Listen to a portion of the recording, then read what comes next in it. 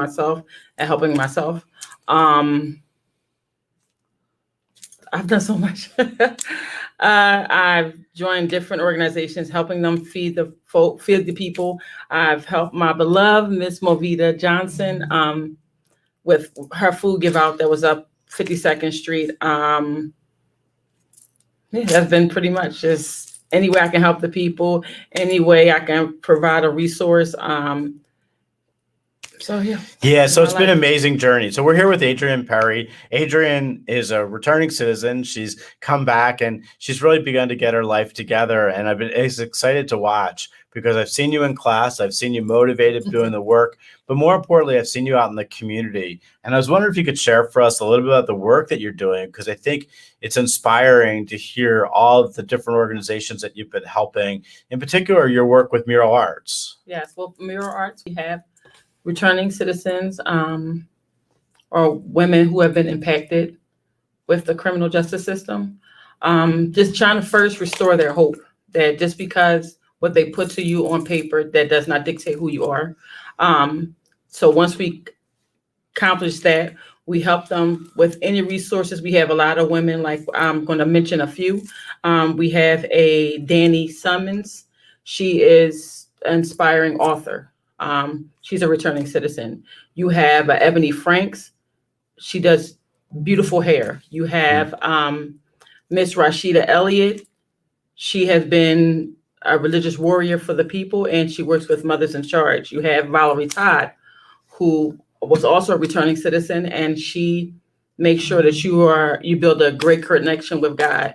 You have Antoinette Torrance, returning citizen, and she's on her journey to finding herself. You know, she's a strong leader. She just needs for a door to be open for her. Myself, I am multi-talented. I love to fix maintenance work. But my new project is making cards for the children to communicate with their parents or the parent to communicate with their children. Basically, when a child is separated from their parent, when their parent is incarcerated, the child may go with a family member, a friend who may tell the story of the parent in a way that is not meant. So my goal is for the parent to be able to tell their story, their aunt, uncle, whoever it may be, to be able to tell their story the way it's meant to be told to that child or their family member, whatever the situation may be. So that's one of my projects now. Awesome. Yeah, so I'm amazed at a few things, and I guess part of the show today is talking about diversity and inclusion, Mhm. and I'm wondering, as a Black woman in our community, what's your perspective on what you've been seeing happening around us with Black Lives Matter, and over the last few years with George Floyd and all these different movements? What's your gut telling you, and how have you reacted to it all? What I'm finding is empathy is lost with the people. To see that, okay, we had Trump, he was in office. Okay, he pretty much, I believe he shined a light on the problems that was already there. You had some people who stood upon morals and integrity, said, okay, we know these problems are here, but we're not going to act upon it. Then you have those who did what they would have done if they were given an opportunity. I feel bad for what happened to George Floyd. But this is the train of thought of the people. So I just feel like he shined the light on everything. Yeah. So do you see, I mean, since over the last year, since George Floyd's died and so much has happened, have you seen a change in the community and the way minorities have been treated? I feel like it's gotten worse. I feel like the people live in fear. I feel like it's not really any protection. Even though we have the Constitution, like how much of it really is abided by. So I feel like it placed a lot of us in fear. Yeah. So I know that even as a white male, I drive around the city, and sometimes a police officer comes up behind me, and just because of the fact that I've done some time, my hands get a little sweaty, and they grip the wheel a little tighter. Mm-hmm. So I can I can't even imagine, some of the challenges with people that have gone through the justice system and how Right. they feel when just that fear of being on probation and parole and Mhm. knowing that, with the stroke of a pen, somebody could put you back behind the walls, right? Exactly. Definitely a big challenge. Are the challenges for women, do you see them as different than the challenges for men today? Opportunity is different. How so? Okay. Women, they first, like, being so we are emotional creatures, they have to be made stronger. Like that, being incarcerated, it does a lot to you mentally. And statistics, as they say, show like it takes 45 days for your mind to get back. Now, if you're a parent, you don't have that time. Like once you out, you got to get back to your children. You're trying to deal with a lot. I feel like as far as resources, if they're looking for jobs, some of them when they come out, like myself, you have to jump back into the workforce. How are you going to do that when you got to constantly explain, okay, this happened, but this is not who I am? You understand? Yeah. Like housing is a major issue. You have to go and tell somebody, even though they may not place you in their home, you have to let them know, look up your history and say, okay, oh, you did this. Okay, we're not going to give you a home. But then you're adding to another problem, which is homelessness. So it's like an ongoing cycle. So I'm praying that we can have more programs that'll help people who have records, because they have to have a foundation first. Absolutely. So we're here with Adrienne Parry. This is Jeff Bronowitz on the Looking Forward Show, and we're going to be right back in a minute. And I apologize for any muting that we had in that last transition, but it's a little challenging sometimes with the mic being virtual and on StreamYard. So I want to thank everybody for their patience, but we're going to be right back. And again, this is the Looking Forward Show, and we will be back in just a minute.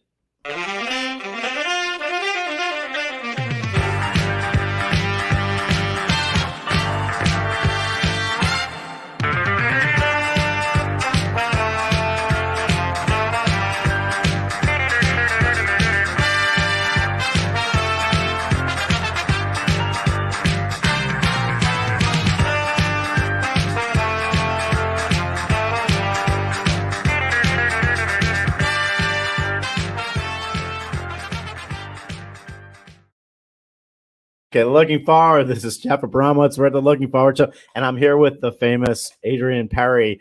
I say famous because if you go on the streets of Philadelphia, you will, and you talk about passion getting back to work. This is a person that's known on the streets for doing just that. So, Adrienne, I want you to tell the folks, because I'm always amazed. At first, I laugh because I always have to ask you, like, where are you? Because every time we talk, you're doing something different. You're doing something else. But what I think has been most impressive about you is your journey back into employment and the jobs that you've had. So why don't you tell us a little bit about how did you get back on your feet and back to work? Well, I have my dear friend, Jessica Simpson. She took me to a home care agency, and I let them know that I had a criminal record. So they had me. They gave me a client. I was working. Then they started to pull people back, but by God's mercy, they couldn't take me off the case due to the fact that I put it on my application. So I don't think that they wanted to catch a case with that one. Then I have Kenya Savage, who's a dear friend of mine. She took me to another agency and said, okay, they're hiring. I went down there. I let them know what my situation. I said, let the work speak for itself. There was another agency. I'm with Local 332. Been trying to get back into the maintenance aspect of that because I feel like I'm made to build, and I love to, renovate houses. So I'm hoping that I can get back into that field. And then just helping people. So you forgot the one that I'm most impressed by, that Flagger Force. Oh, no. No. We don't want to talk bad about any companies. No. It's for some, it works out. For some, it doesn't. that is not a job that I would see lucrative for myself because the type of lifestyle that I would like to live. But it was interesting because I know you did it because you needed to make ends meet and Right. you needed to get some And I got that job income. for you guys. And yeah, absolutely. And it's funny, but Kenya Savage recently reached back out, and she's working with an employer that we work with often, which is Exactly. Clemens Food Group, and she's working up there making some good money. It's definitely a small reentry community. It's a big community here in Philadelphia, but it's small because there's a lot of networking. There's a lot of people that, especially if you do this work, I mean, you're running with and talking to a lot of people that I work with on a regular basis. Exactly. Valerie Todd and a lot of those agencies, Mural Arts Program, some really amazing programs. So what do we need to do to really change the narrative? What do we need to do to make things different than they are today? Better for women, better for Black women that are coming home and trying to navigate their next steps? I feel like give them a chance. Give them a chance. Like, okay, they've done their time. I do not feel like a record should follow them. They did their time. Give them a clean slate. I know certain situations are, where a person's going back and forth to prison, but those who have been there, that was their first offense, don't have that stamp on their back. Allow them to move back in the world freely. Of course, it has rules, but just give them the opportunity to get back. I think also allow them to reunite with their children. I'm saying this because I'm also a certified forensic peer specialist, meaning like I go into the courtroom and I help navigate the people through what's to come next. I was with a Miss Nashe this morning. She's a mother fighting for her children. I was there. We had the same judge. It's difficult. So I feel like if you just give them a chance, allow them to be a mother, allow them to be the people that they were, the good part of them, allow that part to shine. It's interesting, we talk about chances, and it is about chances. I don't use the term second chances because I think a lot of times people didn't have a first chance. And I also don't believe we should stop at two chances. I think, Exactly. sometimes it's third, fourth, fifth chances or whatever it is. I guess the biggest difference that I see in working with women and then working with men, not that the family's not important, but that mother-child relationship, oftentimes with very young people that mom gets into some trouble and getting them reconnected again. Although for the younger they are, oftentimes I think the more, the greater the likelihood the child won't remember all aspects of that. But reuniting the family, I don't think gets enough credit and enough effort from our prison system all the way down to reentry and Right. really understanding how can we reconnect the family? How do we get back together? How was your journey with reconnecting with your family when you came home? I feel like my daughters, Aisha Ashby and Asia Ashby, were snatched from me during my 9-month period of being in prison. A judge felt it was fit to terminate my rights as a mother to my daughters. So I have not, and I pray that one day God will return them to me. I have not been able to see or speak to my daughters. Then I got out last year of April 18th, 2019. So I have not spoken to my daughter or neither one of my daughters. Well, that's got to be really pretty painful. Yeah, it's difficult, but I stay in prayer, and this is a God-given right. So I believe that God will restore my right to my daughters. Well, all good things will come in time. Where's Adrienne Perry in 5 years from now? Where does she want to be besides having my job at Jeb's Human Services? I want to just help the world. I want to shine the light on, just give people a different way of looking at things. I have a saying, there's 1,000 ways to skin a cat.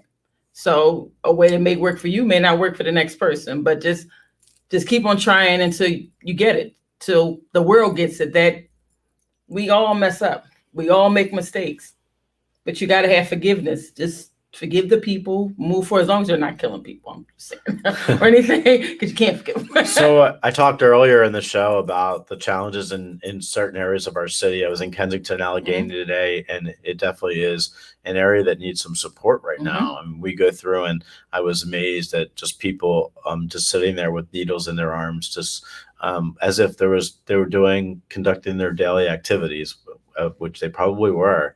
Right. But the lack of support and lack of people really paying them attention and saying, how can we help you, kind of things.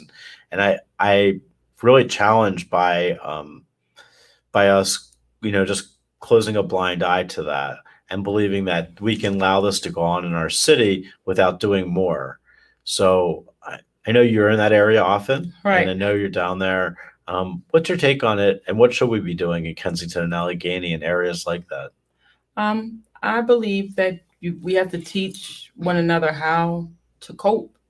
A lot of people that are doing, I would say, intoxicants, they have not found a healthy way to cope. So they try to find a quick fix. Making their act like, well, first you have to reach them. You have to kind of encourage the will to stop, because no matter what you say to them, if they choose not to stop, they're not going to stop. All you can do is like really be there, provide as much counseling as possible for them. I'm also part of a social club called the Boss Ladies. We do a lot. Of course you are. We do a lot of community service with feeding the people. We just became an LLC. We want to make a hotline to where the people can call and just talk to somebody if they're feeling down and out. So with hopes that talk or knowing that someone else cares for them can kind of deter their one desire to run to intoxicants. Yeah, so we're facing all these challenges amid a pandemic, where there's a lot going on as far as getting vaccinated and being out on the street and helping people navigate the pandemic and their own health.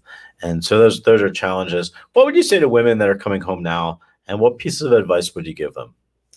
My first piece of advice is believe in yourself. Know that you're able to do it. Connect with as many organizations as possible to help guide your way through being a person that's returning, or as you would, a better way to say it is being impacted by the criminal justice system.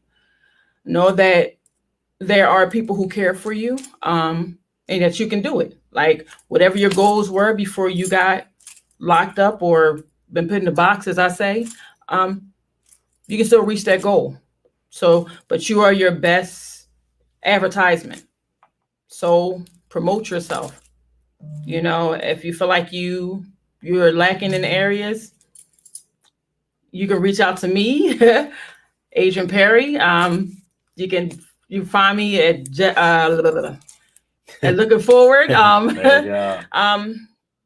Just don't give up and fight as hard as you can, because no one is going to fight for you the way you're going to fight for yourself.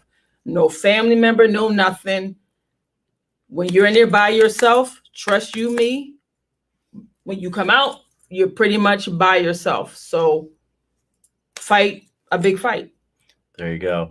So we're going to take a quick break. We're going to bring on Michael Robinson next, but our good friend Adrienne Perry came in studio with us today, and we're going to big shout out. Adrienne, thank you so much for all you're doing.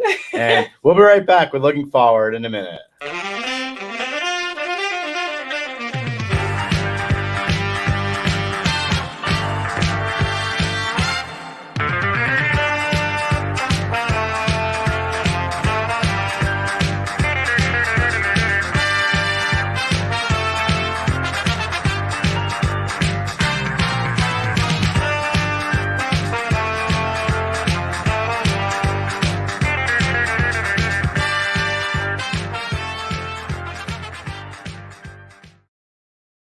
At Looking Forward, and I wanted to tell you that I'm excited that he made it to the show. Good friend, my mentor, Michael Robinson. How are you, Michael? How are you, sir? Don't beat me up. I apologize for being late. I got caught on a couple of unexpected meetings, So I apologize in advance. I would never beat you up. And Michael has been a mentor and a friend. Michael's also he's a senior pastor at Greater Enon Missionary Baptist Church. He is Temple University's director of community outreach and hiring for the North Philadelphia, Lenfest North Philadelphia Workforce Initiative. And Michael's accomplishments are longer than my entire arm because he's done so much in our community, especially when it comes to human resources and getting back to work. He is an amazing motivational speaker. And I had the pleasure of meeting Michael when I just came home from prison, and was the first class I took with a new opportunities workshop that he gives at Temple University, which is about to relaunch again. Michael, how are you? I'm doing well and so happy to be a part of this TV broadcast today. Thank you so much for inviting me, and I'm just so proud of this unique opportunity. So thank you for extending it to a little hobo like me. Yeah, big hobo. Michael is also he is also probably one of the most popular people on LinkedIn, because if you want to connect with Michael, that's one of the best places to do it. He is probably in the top 5% of all LinkedIn people that get read on the things that he posts, and he inspires me every day with his feeds. Michael, tell me, we're talking a little about diversity and inclusion, and I want to talk to you about it in the workplace. There's so much happening with George Floyd, since George Floyd's death, and we've, Ahmaud Arbery and all these other people that have been impacted by our justice systems. And, Black Lives Matter movement has really shaken some trees and gotten people to open their eyes about the way men and women that are Black and brown have been treated for not just years, but for centuries in our community. And I'm curious your spin on what you've been seeing over the last year and a half or so as a result of some of the movements, both in the workplace and in our communities. So I think that we see a movement towards a popularity of diversity, equity, and inclusion right now, because right now if you look at LinkedIn, if you look at some of the HR publications that are out there, you'll see a lot of things trending with DEI, diversity, equity, and inclusion initiatives. And there's a big push by organizations, corporate and nonprofit, to bring on board experts in that area to help those organizations, whether it be corporate, private, nonprofit, etc., to help them navigate these diversity waters. And so I see that there's this reemergence of the importance now to discuss this, and not only to discuss diversity, equity, inclusion issues, but to act on it. I think back in the 80s, late 80s, early 90s, there was this huge diversity piece that we saw called affirmative action. And then that kind of, went by the wayside. And now we see this resurgence, or this new piece, DEI, diversity, equity, and inclusion, now taking front and center with a lot of organizations. So it's trending. It's something that I think is always important to discuss, but more importantly, to have some action steps that have teeth in it. Not to do this as a window dressing piece to say that, I checked the box and we have a diversity, equity, and inclusion, a person on board, so we're good to go. But to actually have some initiatives that can bring about some true diversity, equity, and inclusion. Yeah, Mike, I actually, you missed the opening, but we talked at the beginning of the show is that the title of the show is Diversity and Confusion, because in reality, what happens is you have a lot of people that are hearts in the right place and they want to do something more, but I think they're confused as to what the next steps are.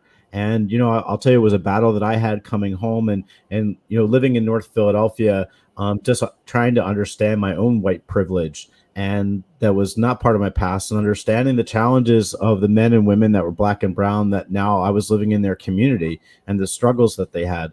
What advice would you talk about action steps? What advice would you give those people that are trying to make a difference, change the narrative?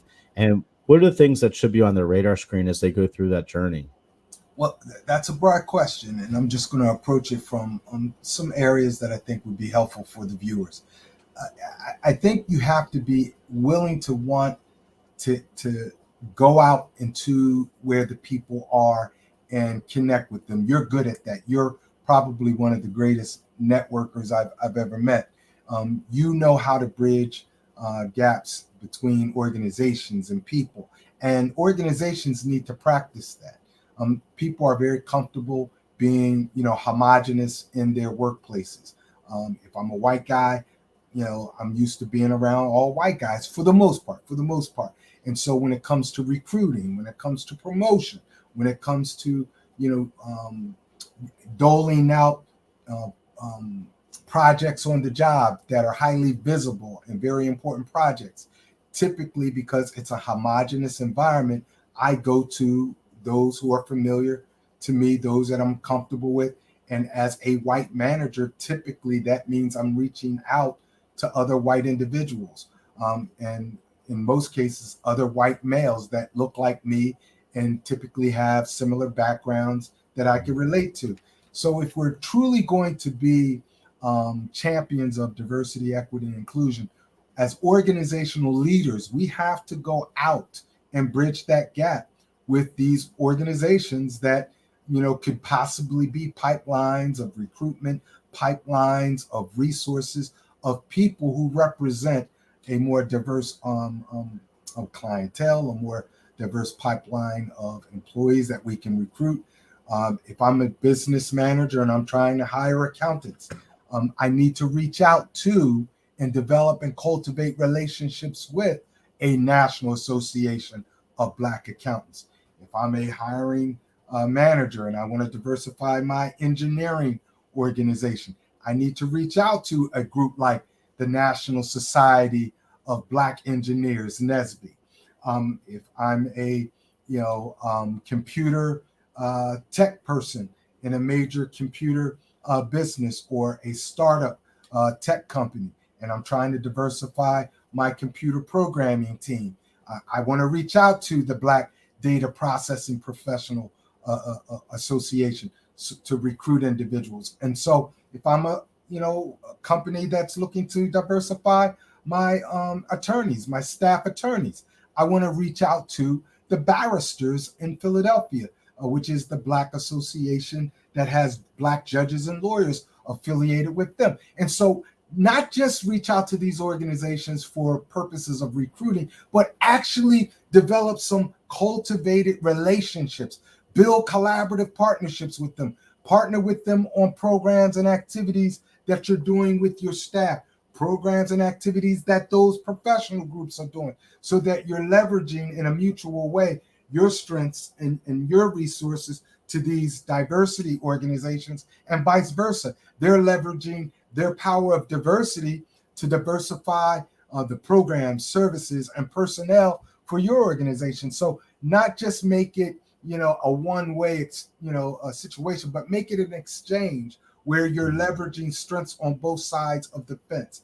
But it has to be true relationship building, not just, me picking up the phone when I'm just looking for, candidates to staff in my company, but to foster true relationships, some true collaborative initiatives between the organizations.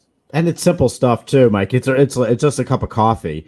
Sometimes cup of coffee or, just out sitting in the park somewhere or taking a walk with somebody makes all the difference in the world, where you really start making that relationship. And it's not just an email. It's a step above that. It's really getting to know somebody, becoming their colleague and their friend, and working through, those issues. Right now we're in a point where men and women are going to be coming back into the workforce. We know unemployment's going to be, the door's going to be closing a little bit in September. A lot of people those checks are going to stop, and a lot of men and women are going to be jumping back into the workforce. There was an article in the Washington Post a few weeks ago talked about, the COVID pivot. They said that, it's not so much that we're lacking the workforce now, or people that want to work, but we're having people rethink what they've done for years sometimes and say, you know what, I want to do something different. I wasn't passionate about that. I really want to try something and try my hand at something different.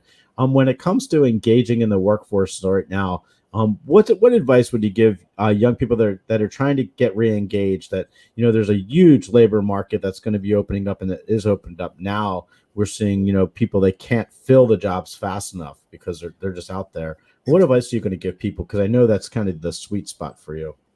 right now is the most ideal time. I'm 60 years old. This is the first time I've ever seen in my lifetime where salaries are up, where companies are literally, I mean, if McDonald's, think about this, and this is no slight or shade on McDonald's, but if McDonald's has upped the ante in terms of paying more hourly wages, and they're paying signing bonuses.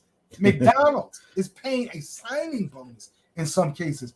That's indicative of how desperate companies are in identifying qualified workers for their workforce right now. I've never seen in my lifetime working, and I've been working since age 16, where companies are paying higher salaries than they've ever paid, and they're also paying signing bonuses to incentivize people to engage in the workforce right now. And the clock's ticking. You're right. The clock's ticking. Come September, a lot of these signing bonuses, and in some cases, these salaries might shrink and go back, to what they were before. Right now is the time for people to take advantage of these higher salaries and these signing bonuses with an Amazon, with a UPS, with a McDonald's, with an Aramark, with these organizations that are actively looking to hire. You even have people paying, $20, $30 an hour for waiter jobs and waitresses jobs. Yeah, isn't that crazy? I mean, think about that. Those are livable wages. Now is the time. People should not wait until those checks run out. They need to be active right now looking for work. Mike, if somebody wanted to reach out to you, I know you open your door for just about everyone that walks in your path. But if somebody wanted to reach out, I know your great work at the Temple Now program is coming up, and your class is getting ready to start with that. And how would they reach out and get more information about the work you do, or to reach you personally?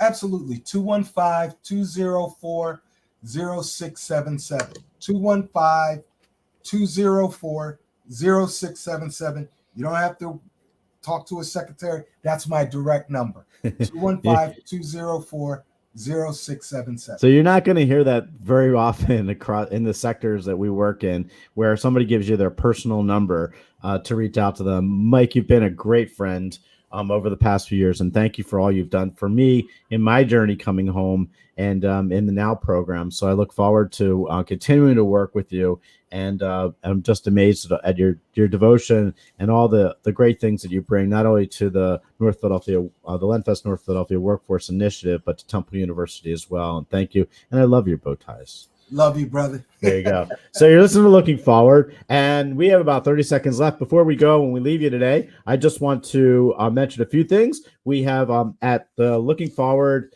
reentry program in 1526 North Philadelphia on Cecil B. Moore. We are still giving out the $500 COVID plan, the COVID funding. So if you spent one day up on State Road over the during the pandemic, you're entitled to $500 from the city of Philadelphia. Just come in our office. We'll help you file the application, and you'll get that money direct deposited to your bank account or Cash App. If you don't have one, we'll figure it out and try and get you a card, a debit card if possible. Also, I want you to check out Looking Forward Philadelphia at 1526 North Cecil B. Moore. And again, thank you for joining us today on the Looking Forward Show. This is Jeff Abramowitz. We'll see you in a few weeks. Take care.